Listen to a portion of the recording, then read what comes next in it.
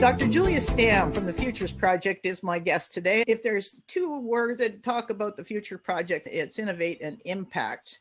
My name is Donna Jones. Welcome to the Insights to Action Inspirational Insights podcast program, where we're looking at the big picture. What can we do that will help achieve, nudge, push along, think about systemic change so that out of any kind of disruption like a pandemic or anything else, we can tackle the big issues, climate change amongst others, but certainly become better through them. Dr. Julia Stamm, can we ask, how did you start the Futures Project? How did this all begin? It's a long story. I'll try to be brief as possible. I have a background mainly in political science, international relations, and sociology. And I basically spent my entire career in research and academia, then trying to make sure that different disciplines actually get together when it comes to looking at the challenges that we're facing. This was something that was rather new. It's something that in the corporate world has been around and is recognized as being important since quite a while. But in academia, it's something that certainly took a while. Having this background in social science and humanities in particular, I always found it very important that we integrate these perspectives into how to addressing climate change, how to address the changes in society, and how to actually find solutions. This approach within research has been accompanying me for a number of years. Later on, I've realized that it's an issue not only within science, but it's actually an issue that goes a little beyond this, that we as humans have the tendency of being very specialized and working in silos. And it's very difficult for us to leave those silos behind. Although when we want to make a change, we really want to think about solutions that last and that are not just fixing an issue, but that actually eradicate the problem itself.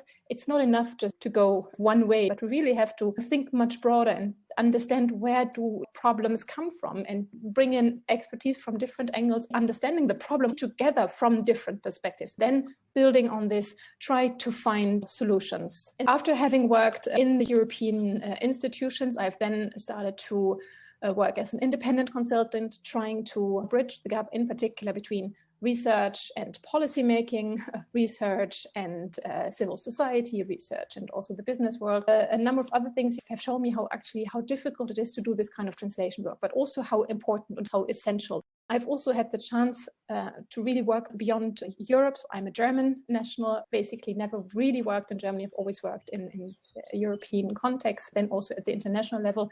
And to me, this is something that's really rewarding. And to understand that you and we share a lot of things, but we are very blessed to actually be able to exchange with one another and to talk to one another is something that I've always wanted to see in the work that I'm doing. From the outset, I've been very keen to work on an international level and to try to bring together people from different contexts when it comes to sectors, but also from countries. I've had the opportunity to put together the think tank summit under the G20 presidency, which was a very interesting event for me. It showed me that conferences are a great way to bring people together, but it's not necessarily the best way in terms of having a long-lasting impact. So I thought what I would really like to do is to build an organization that does exactly this, that brings together very different angles, a very reflecting angle. Where do we stand? Where do we want to go? How do we want to see the future evolve in a very values-driven way? And then think about the implementation. How do we get there? And what actually are the innovations and technologies that we need to get there?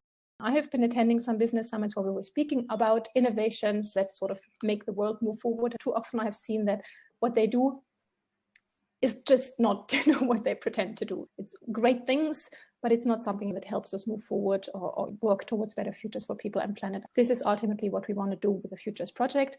And we really want to empower the people who are driving the change, the innovators that work around the clock, around the world to actually fix issues and not just fix them, but really try to identify very systemic solutions. I think the systemic solutions part is the question. Certainly in business, there's this whole thing around innovate, but don't change. So the language is good, but the implementation is not great. In my observation, at least, it takes a level of courage. It takes a level of a mindset that sort of says, we're going to learn our way through this. And just openly admit that we know everything is interconnected. So it means we have to learn from the connections. We have to learn to sense them and to see them. I love your description of just using diversity to see, complexity. You're looking at it from many different angles.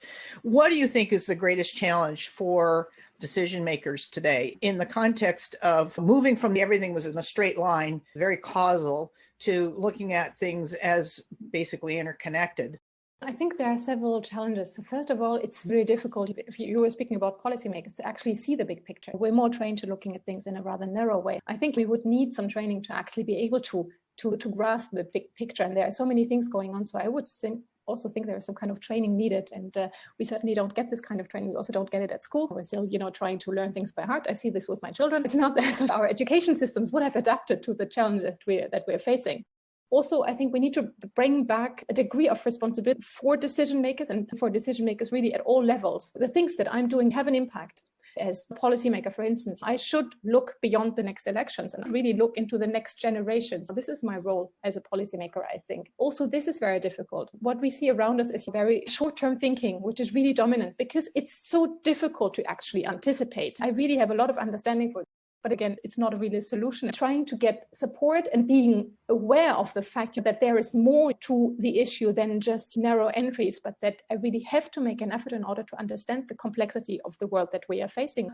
I also need to be able to listen, to people who might have this understanding.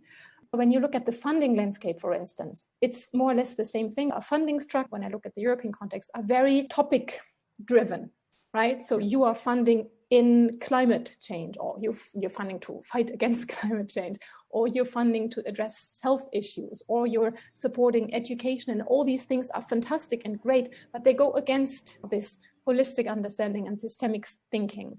So for organizations or for people or for innovators, entrepreneurs, change makers who actually try to bring about change in a very systemic way, it's very difficult to find leverages and to find ways to actually be supported. We need new education, we need another thinking, we need to bring back responsibility. I woke up this morning with this polarity picture, short-term thinking and long-term.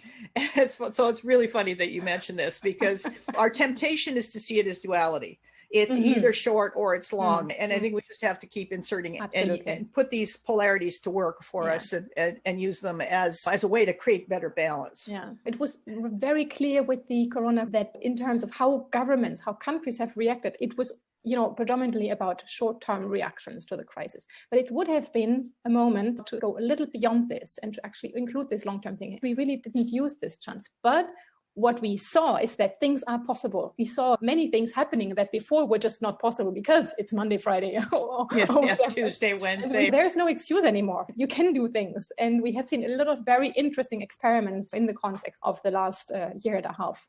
But for me, really, the reaction in particular of governments to the crisis was a perfect example of this short-term thinking and missing the chance to really go deeper into issues and to actually understand the interconnectedness and not just fixing things, for instance, by throwing money somewhere, which is not eradicating the roots of the problem.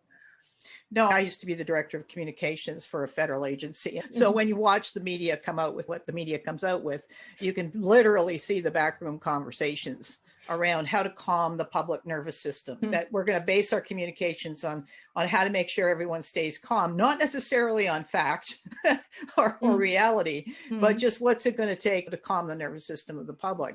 A year ago, we tried to put out something that said, call to action, we've got an opportunity here. As long as you've got a bigger sense of purpose, either in yourself or your organization, you can use that to really ramp up a better way of living, a better way of life in the world. So many opportunities that are available to us. Now, you've got this interesting award system project. Tell us more about that. This is actually an initiative that we took last year. 2020 was an interesting year for us because I started the Futures Project in 2019. 2020 was supposed to be the first year of our amazing work. And of course, all the great plans that we had broke down in March 2020. But what we did, and I'm very proud of this, was to launch this call. We entitled at the time a global call to action for innovators for the future.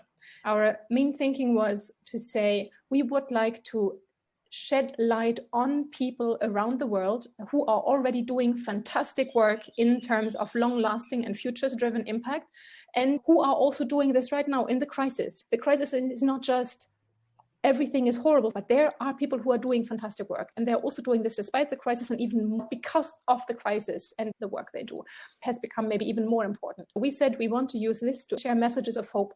That was our main motive, messages of hope of the wonderful things that people, entrepreneurs, innovators around the world are working on. So we launched this call, building on the SDGs, because this is what the Futures Project is all about. We want to contribute to the Agenda 2030. We don't work on specific SDGs, but we want to address everything We have some pillars that I will not go into detail with. It's life and empowerment in society. We have this very systemic approach. We're not focusing on individual issues.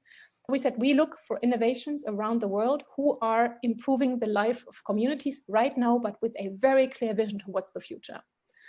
That was also what made our approach different. We have asked our applicants to actually think about their vision for the future, to say, how do you want to see your country, the world, nature, planet, people, context, interaction? How do you want to see this? And how does what you are working on actually contribute to achieving? We received a lot of feedback afterwards that even the ones who didn't make it to the final rounds said just the fact that we had to sit down for a number of hours and talk amongst us with our teams about why do we do what we want to do and how does this fit into the big picture was already very rewarding and helped us for our project or for our service.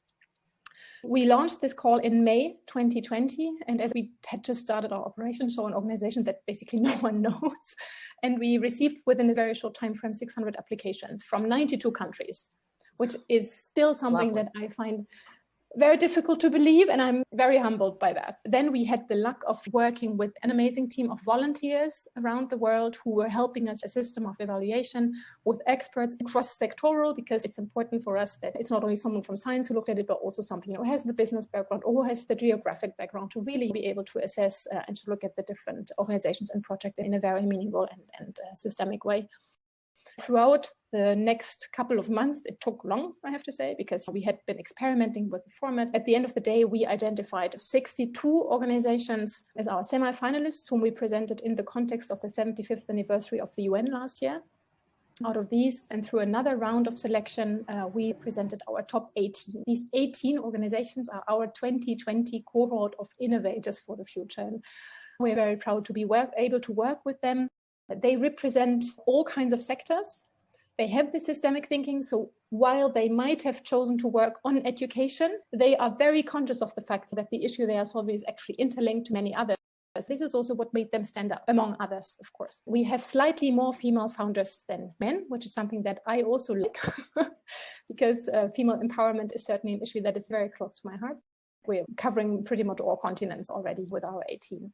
What I really enjoy seeing is that despite them being very different in terms of where they come from, in terms of their experiences, in terms of the topics they are working on, they all have a common understanding of the issues that we're facing. They all share this commitment and this passion and this energy and this systemic understanding. They already work together and exchange on the challenges that they're facing and help one another. This is really also what it's all about. It's about creating a community. Putting the spotlights on these people who are really working on the ground to make changes. I think they don't get enough of it. They need to get more, because these are the people, these are the change makers that we need to support. Absolutely. Can you give us a story or two?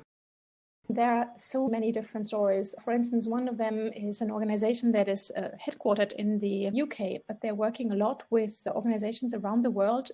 It might seem a trivial subject, but it's not. What they strive to do is to build or to utilize alumni.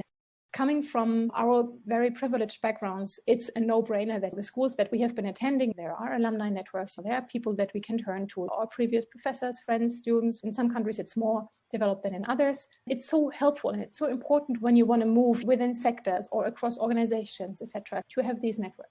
And so this organization really works across the planet to build networks of enablers, of mentors, building on academic institutions. An organization that is headquartered in Marseille and in South Africa are striving to improve cities and improve citizenship in cities.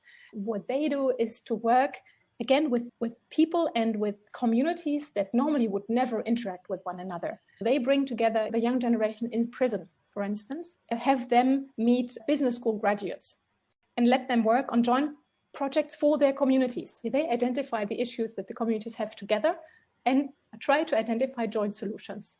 So these would be two examples. We have other very fascinating projects around education platforms or around new materials in order to decrease waste. Another one is about using bamboo as building materials for the future. There are so many different stories. I really feel very privileged to be able to have them around me and have them work with us and share their stories. I would like to dive in a little bit into what we mean by systemic change, because when I think about it, having grown up as a daughter of a nature photographer and spent a lot of time in the bush, it comes as second nature. You don't think about it. And yet you can see that if you push over here, there's a lot of things that can happen. When you talk about systemic change, and particularly when you look at these large issues, the seriously complex issues, what is the common understanding of what we're talking about? How would you frame it up? First of all, I really see the SDGs as a systemic system. The SDGs in themselves are already a roadmap, I would say, to help us navigate the complexity of this world. This is what systemic thinking is all about, help us navigate the complexity. And really understanding that it's like a body, actually. The head doesn't function without the heart and without the nerves, etc. Everything is interlinked. This is a picture that I like to compare this to the body, where everything actually has to work with one another, and you can't just cut the arm and it will not work on its own. I know there is a lot of science out there around systems thinking and, what you need to do, how this looks. I started to read this and I find it way too complex and way too difficult. Although I have a scientific background, I think I have more of a simple approach. To me, it's just something that is so natural. It's just something you say, okay, we really have to understand what's going on around us. You have to understand things out there in the open. You just have to always under the surface in order to really find the problem that's hurting. I have two children. And what I love about them is that they always ask questions about why are things the way they are, and they just don't take it for granted. Sometimes I think they do have this, maybe naturally, and we might lose this as we grow up. I don't know. It's not a scientific analysis, but it's something that I've started to see, asking, okay, why is this the case? And why isn't that the problem? Or why isn't that the solution? To me, it's something that I've always seen this as something that just needs to be done and needs to happen. And I just could never really understand why it's not. It's so difficult to actually see the fact that there are interconnections. While I fully understand that it's difficult to actually understand them and grasp them and tackle them, but the fact that we can't look at issues in isolation and problems in isolations, this is something that I've always considered as rather obvious. I absolutely agree. I absolutely agree. And I think it takes us to the conversation around, if we look at interrelationships as being one of the core aspects of the big picture, then the next question is how we actually look at impact. Because I noticed that a lot of the decisions, certainly the decisions to get made in the short term, do not weigh impact. A lot of companies during the pandemic let their people go so they could give the money to their shareholders and themselves. It's short-term a way to sabotage a company you can possibly find. Let's talk about impact then and systemic change, because there's the business decision maker that's sitting there going, well, I'm focused entirely on my next quarter and that's all that matters. And if I get there, great. And then you've got the policymaker who is trying to develop policies for governments that steer us closer to being able to handle the emissions and some of these issues. Maybe I'll share a very short story first before I talk about impact. In the beginning of 2020, we had just started operations. I went to Davos to the World Economic Forum to talk about our work. It was an interesting experience, just walking through this little village. And you had all these major companies with their posters against the walls, huge. They were all talking about, we are saving the planet and we're addressing the SDGs and we're doing this and that. And I was just walking there and thinking, if just half of what's standing there would be translated into actions, we would be in a much better position than we are now. Impact, to me, needs to be connected to the well-being of people and planet and ecosystems. Otherwise, I don't think it's impact that is worth talking about. It's not just about a new product on the market.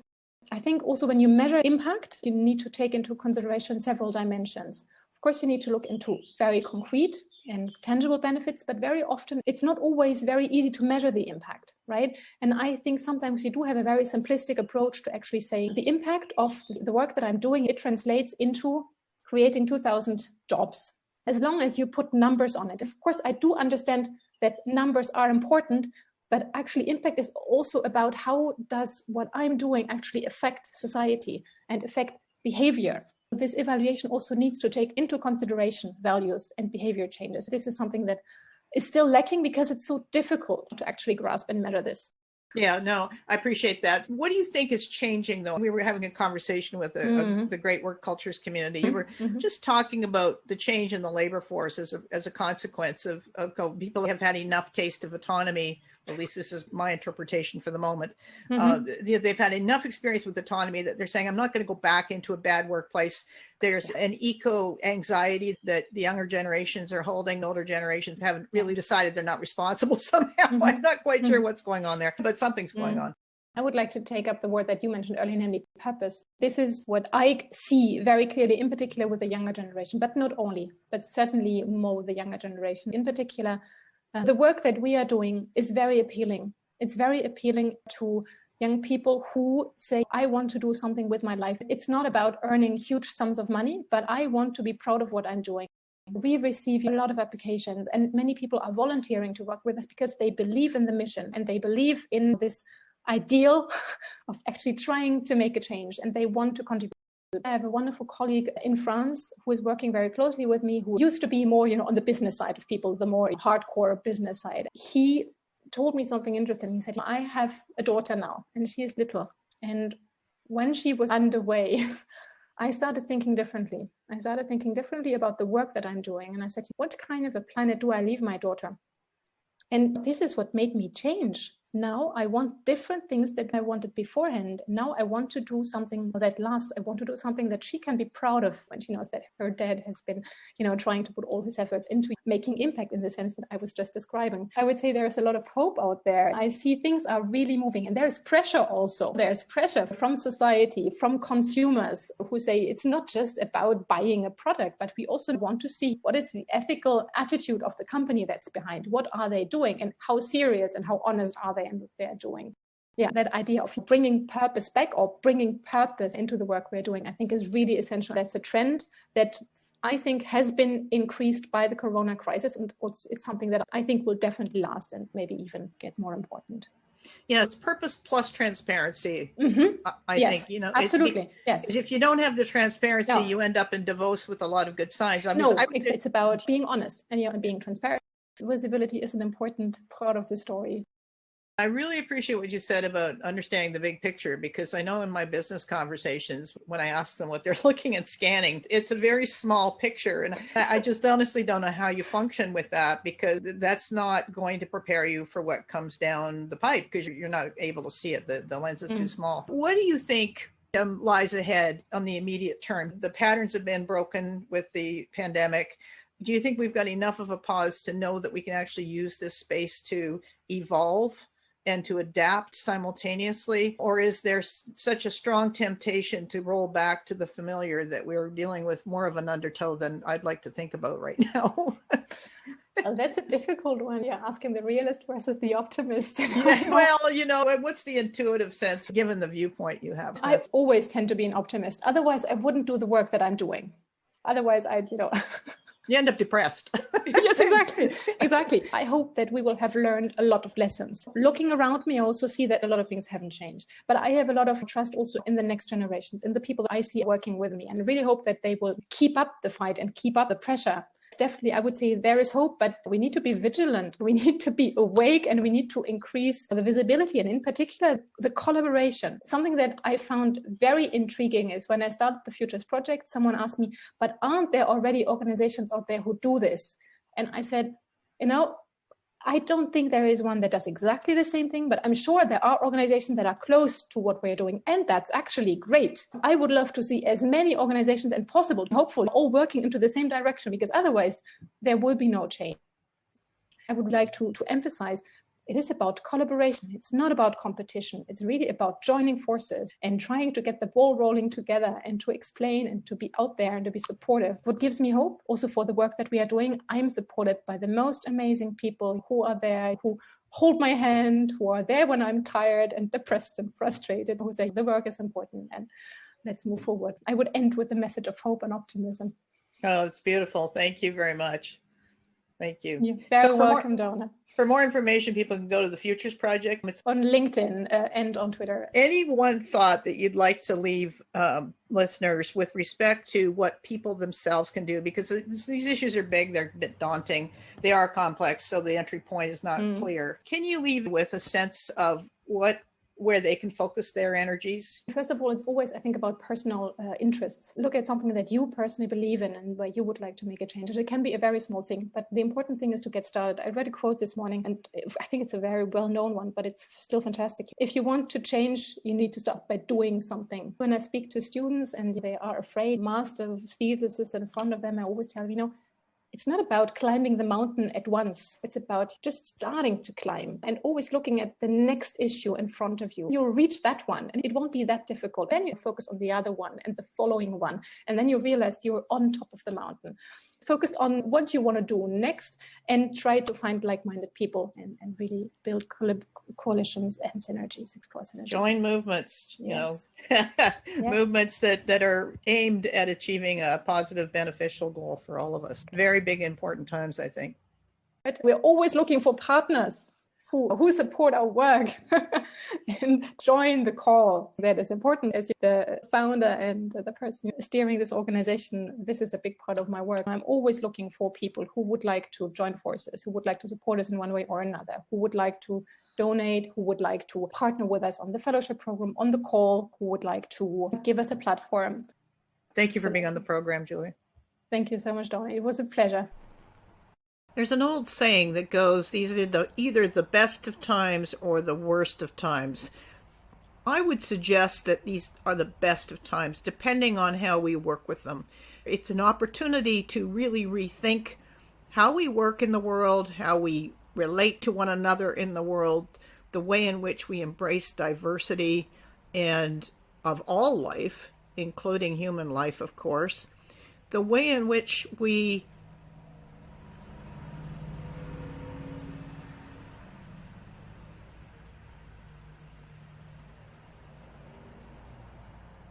see one another, and the way in which we make decisions. I, in the last few weeks, have seen a number of decisions that have had a negative impact on community, and it has reinforced, again, the need to revise how decisions are made to more of a future orientation, meaning either value-based or principle. I think the same holds true for tackling global issues. We are really looking at thinking non-linearly to really look at things systemically, which, as Julia pointed out, is not something that is natural for most people. I think it's an opportunity to make things natural, to actually invest time in seeing the world through an understanding that every single decision we make has an impact somewhere. If you enjoy this program, please share it.